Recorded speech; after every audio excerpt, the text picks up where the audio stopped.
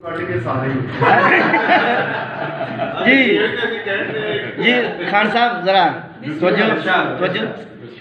बेगम पेके कल बैठा वा ताइयों इन्ना वल बैठा वा बेगम पेके कल बैठा वा ताइयों इन्ना वल बैठा वा पूरे 10 दिन लईओ गईए सबर दा पाके फल बैठा वा पूरे 10 दिन लईओ गईए सबर दा पाके फल बैठा वा तेरे बाजों रज के हसना करके पूरी गल बैठा वा ते दोवें पासे उतरांगा हूं दोवें पासे उतरांगा हूं बैड भी पूरा मल बैठा वा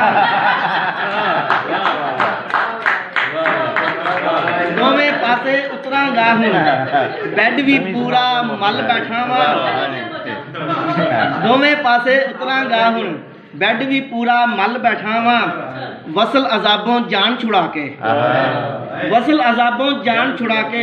हिजर दे सोने थल बैठा वा वसल अजाबों जान छुड़ा के हिजर दे सोने थल बैठा वा ते 72 हूरा मिलसन मैनू 72 हूरा मिलसन मैनू एक चुड़ेल नू चल बैठा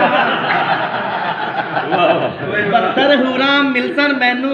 एक चुड़ेल नू चल बैठा वा एक मैं कला उतों अकमल एक मैं कला उतों अकमल मच्छी बोती तल बैठा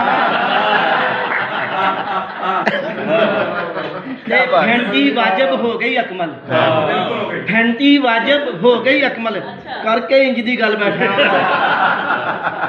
घंटी वाजिब हो गई अकमल करके इंज दी गल बैठा वा बेगम पेके कल बैठा ताइयों इन्ना वल बैठा